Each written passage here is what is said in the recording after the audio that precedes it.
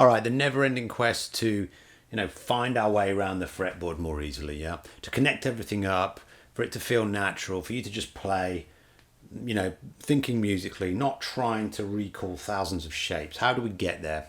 So you've probably heard of the cage system, this method of connecting up the different chord shapes, across the board as they overlap, linking all that up. And that's a really, really useful tool to get started at if you haven't done so already. I'll put a link to my video on the cage system at the end.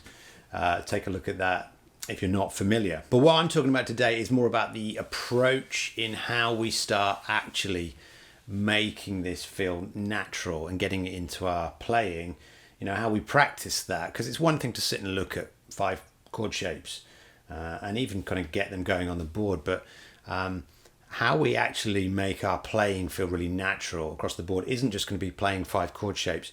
So what I'm talking about today is actually taking an approach where what we want to do is look at all the material we might want to play in any given position on the board. Yeah, everything. So you're very rarely going to want to just play, chords in 2 or 3 positions and then just play a scale always up in this position or whatever. You want to have access to everything that you like to use wherever you are on the board. All right, so here's what I'm talking about. You've got, for example, let's start out in the key of A major for this exercise, and we're down in this G-shaped A, yeah?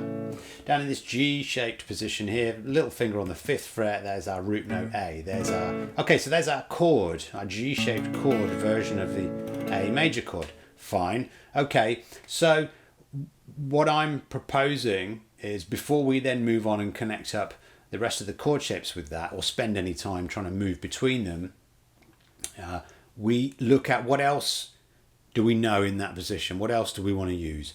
So, it's going to be scales or arpeggios, yeah? So basically then, it's finding the scale patterns that we know in that position. And if we don't know them, finding them, learning them, finding out what we can play over that chord in that key, as a scale or, as an arpeggio there. Okay, so that also includes variants of that. So starting to get into the habit of going, well, okay, I can play, major pentatonic or blues scale in that position, or whatever it might be.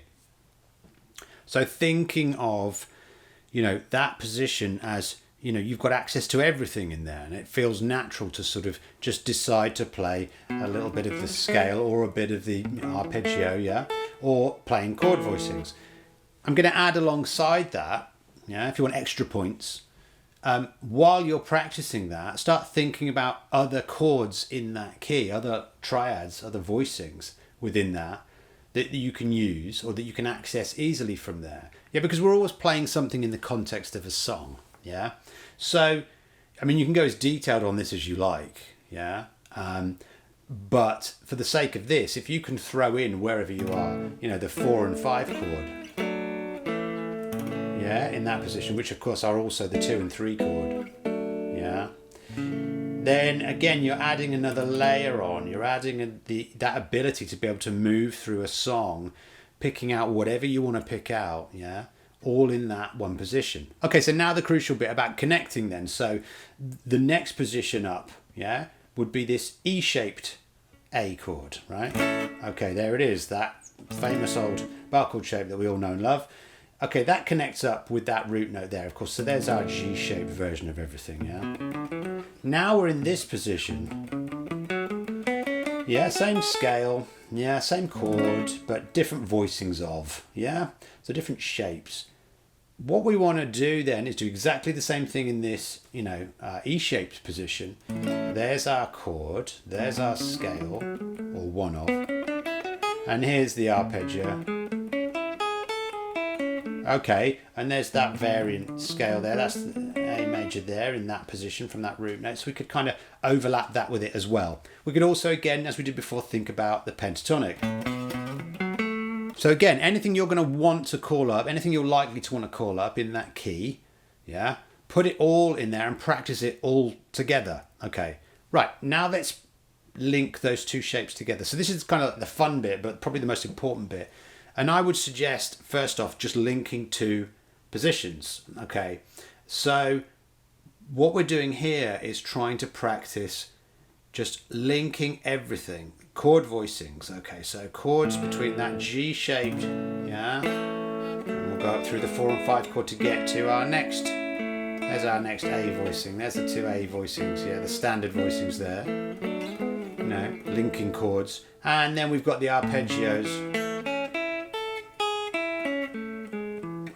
Okay, so far so clunky, but we need to do that a little bit. We need to sort of see it and spend time thinking as much as we are playing. We want to sort of think about where we got to and how we're going to easily connect that, you know, with our next shape, and then same with the chords, and then the same with the scales.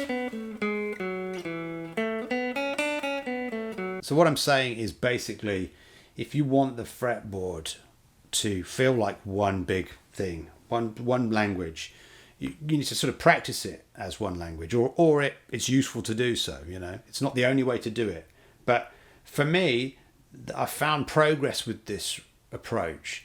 You know, in just, you know, whether you're just sitting and kind of noodling with it, yeah, and just thinking, moving between arpeggios, yeah, and chords and scales, but seeing it all at once. You're basically seeing the whole picture as you do it, and you can, you know, basically switch back and forth between what you want to use. So once we've done it with our first 2 shapes, we'll add in a third one. So we'll add in now this D-shaped stuff, okay? Yeah. Scale, arpeggio, and chord shape, which we then want to think about visualizing and connecting with. Yeah, all the other stuff. Yeah. Okay. Alright, chord shapes. Yeah. And arpeggios and scales.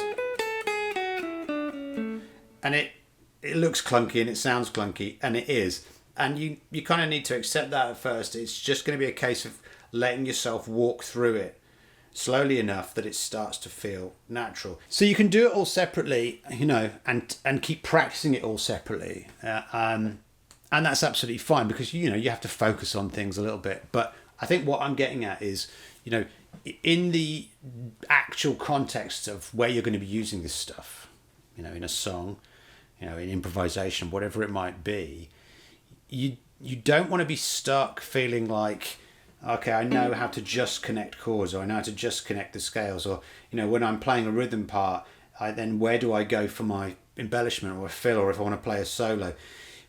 We can sort of, wherever we are on the board, we've got all that information, you know, at our disposal, and we've learned it. But more importantly, we've practiced finding it, you know, just like that. We're in the habit of picking out chord, scale, arpeggio wherever we are and linking it with the one next door and making the whole thing flow.